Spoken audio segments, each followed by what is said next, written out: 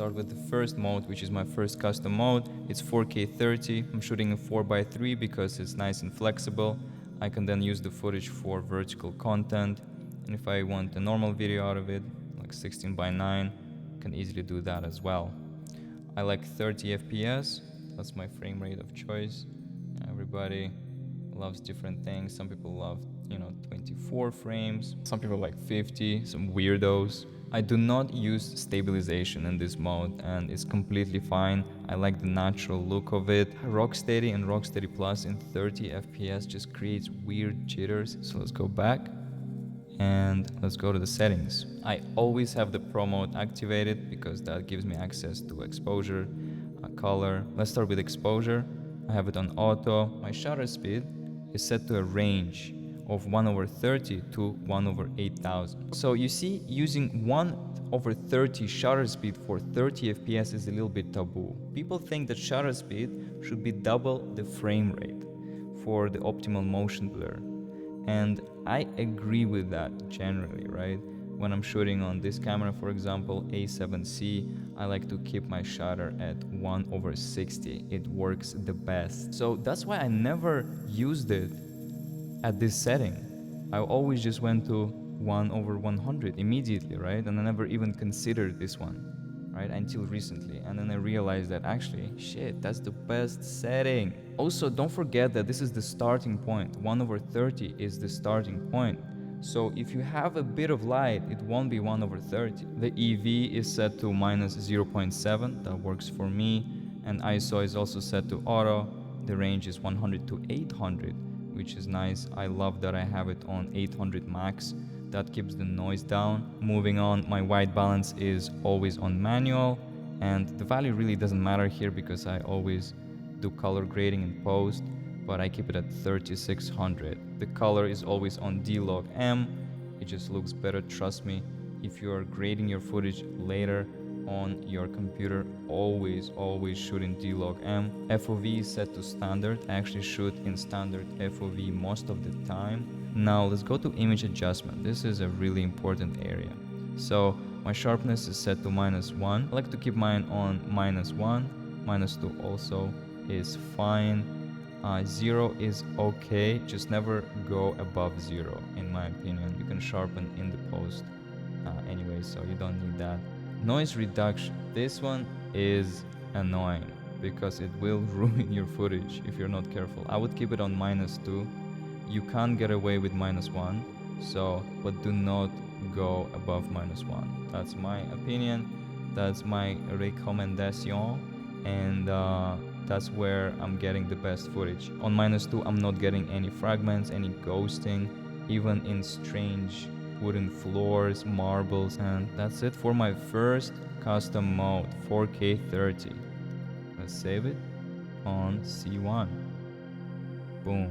Alright, let's move on to 4K 60, which is my second custom profile, C2. So this is where I have stabilization activated. I have Rocksteady Plus. I just prefer that over Rocksteady. It does crop a little bit more, so keep that in mind.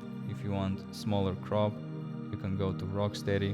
And of course, if you don't want any crop, you can go to off. You will get gyro data, so you can beautifully stabilize it later. So it doesn't really matter. I usually keep it on Rocksteady Plus because I like it smooth out of the camera. Let's go to settings. It will be very similar to my first mode. Let's go to exposure. My exposure is set to auto. My EV is set to -0.7.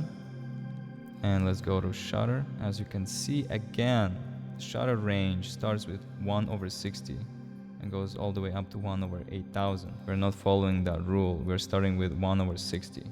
And again, that will give you the best image with least amount of noise and good motion blur. You can slow it down, it'll be fine. ISO is set to auto, and the range there is 100 to 800. Again, love that I'm getting away with having 800 max ISO. That keeps my noise levels really low. Sometimes I go up to 1600. Honestly, that's completely fine. It doesn't introduce too much noise. I wouldn't go above 1600 ISO. It creates way too much noise. Confirm, color D-Log M always, FOV standard. Image adjustment, same shit, -1 sharpness, -2 noise reduction, and that's it for my 4K 60. Let's save it to C2. That's where I keep it usually. My next mode is slow motion one, and again it'll be a quick one. It's in 4K. I can't do 4:3, so it's either 16:9 or 9:16, which is fine. Go to the settings, exposure is set to auto. An interesting detail here is that you can't really select shutter range, right? Shutter speed range.